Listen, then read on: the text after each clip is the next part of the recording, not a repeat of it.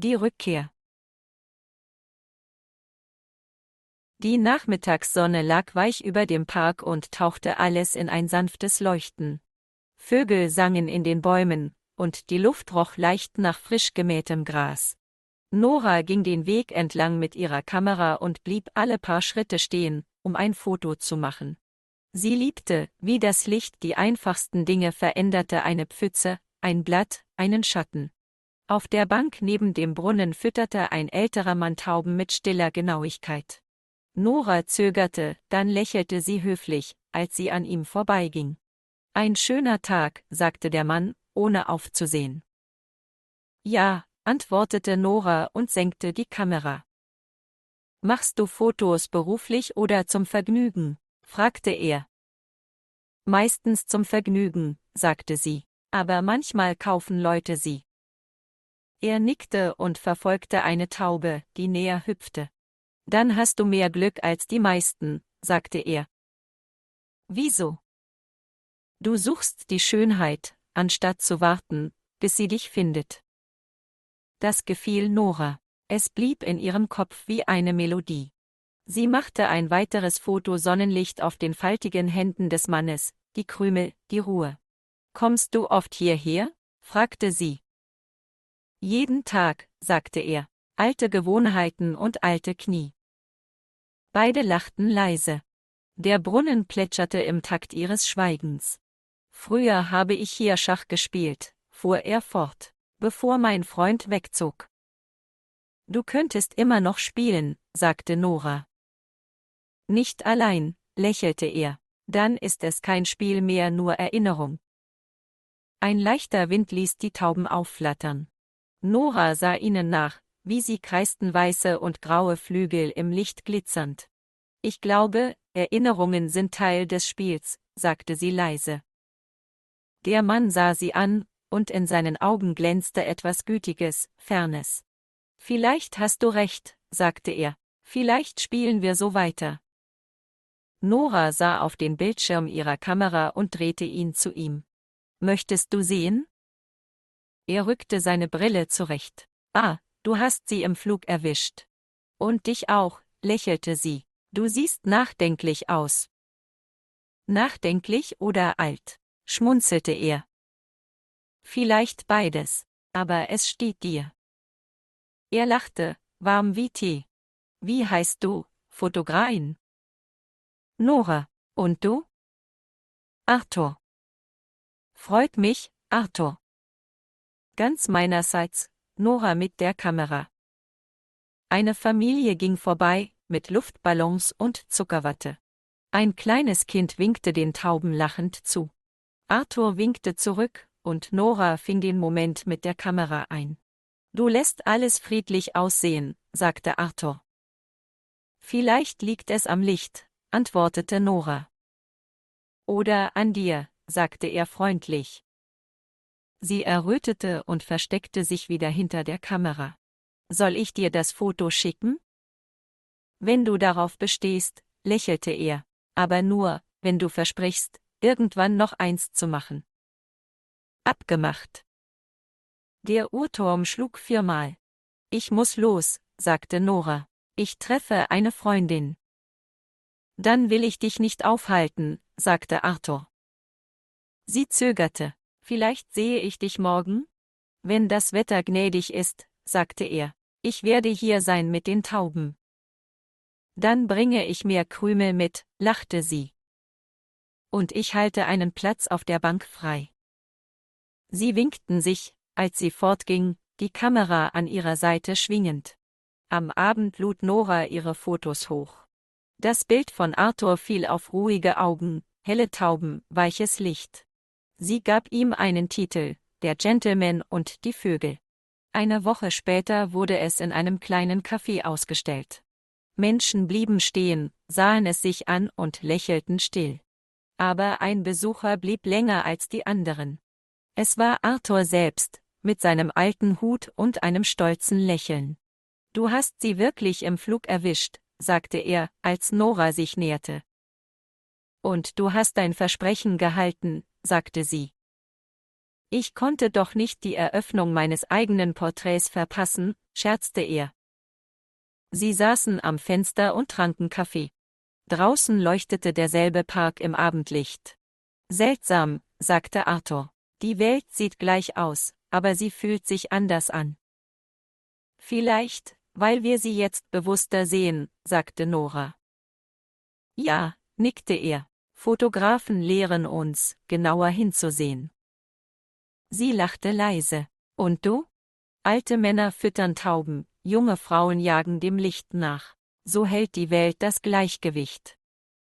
Das klingt wie Poesie. Vielleicht war das Leben das immer schon, sagte er. Wir vergessen nur, es zu lesen. Sie sahen zu, wie der Himmel von Gold zu Violett wechselte. Die Lichter des Cafés gingen an, leise Musik begann zu spielen. »Vermisst du deine Schachspiele noch?« fragte Nora. Manchmal, gab Arthur zu, aber ein Gespräch ist auch ein guter Zug. Sie lächelte. Dann stehen wir unentschieden. Bis zum nächsten Mal, sagte er. Bis zum nächsten Mal, wiederholte sie. Wochen wurden zu Monaten, und ihre Treffen wurden zu einem sanften Rhythmus. Fotos und Geschichten füllten die Zeit zwischen ihnen. Arthur erzählte von seinen Reisen als junger Mann. Nora erzählte, dass sie mit dem Fotografieren begann, nachdem sie ihren Job verloren hatte. Es hat mich gerettet, sagte sie einmal. Kunst tut das oft, antwortete Arthur. Du klingst wie ein Philosoph. Nur jemand, der Zeit zum Nachdenken hatte. Sie sahen, wie ein Eichhörnchen einen Keks von der Bank stahl. Sogar Eichhörnchen haben Pläne, sagte Arthur. Dann sollten wir auch welche haben, lächelte Nora. Gewiss. Was ist deine? Eine kleine Fotoausstellung. Vielleicht eines Tages eine größere. Ich werde zu jeder kommen, versprach er. Eines Morgens kam sie, und die Bank war leer. Keine Tauben, keine Krümel, kein Arthur. Sie wartete, dachte, er käme später. Aber die Sonne stieg hoch, und er kam nicht. Ein leises Unbehagen setzte sich in ihrer Brust fest. Tage vergingen, dann eine Woche. Der Park fühlte sich stiller an als zuvor. Nora ließ einen Zettel unter einem Stein zurück. Bis bald, Arthur. Der Winter kam, und Schnee bedeckte den Brunnen. Nora brachte immer noch Krümel, auch wenn keine Tauben kamen. An einem verschneiten Nachmittag kam ein Brief. Er war von Arthurs Tochter. Sie dankte Nora für die Fotos und schrieb, ihr Vater habe sie sehr geliebt. Er sprach oft von dir, hieß es. Er nannte dich die Lichtjägerin. Tränen trübten Noras Augen, doch sie lächelte. Sie druckte ihr bestes gemeinsames Foto aus und rahmte es ein. Darunter schrieb sie dieselben Worte, die Arthur einst gesagt hatte. Suche nach Schönheit, statt darauf zu warten, dass sie dich findet. Der Frühling kehrte zurück. Der Park lebte wieder Lachen, Musik, Blüten in der Luft. Nora saß auf derselben Bank, Kamera bereit. Ein Junge kam neugierig heran und betrachtete das Objektiv. »Bist du eine Fotografin?« fragte er.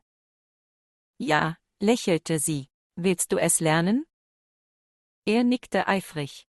»Dann fang mit dem Licht an«, sagte sie. »Es ist überall, wenn du lernst, es zu sehen.« Er sah sich um, mit großen Augen. »Auch auf den Pfützen?« »Gerade auf den Pfützen«, lachte Nora.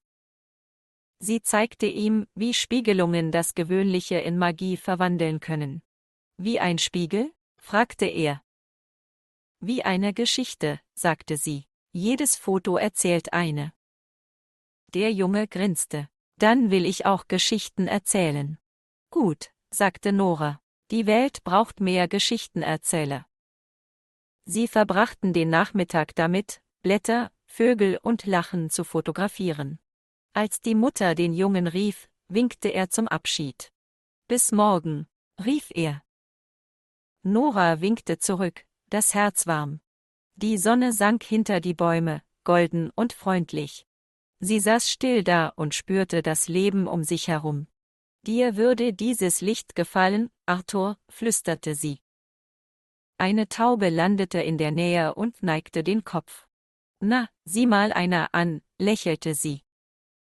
Sie griff in ihre Tasche, holte Krümel heraus und streute sie sanft.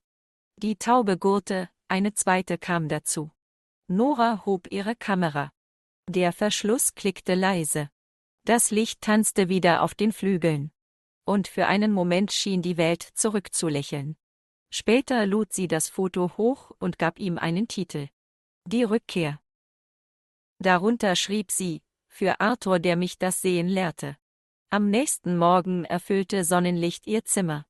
Nora öffnete das Fenster und atmete den Frühling ein. Die Stadt summte, lebendig und hell. Irgendwo läutete eine Kirchenglocke klar, ruhig, vertraut.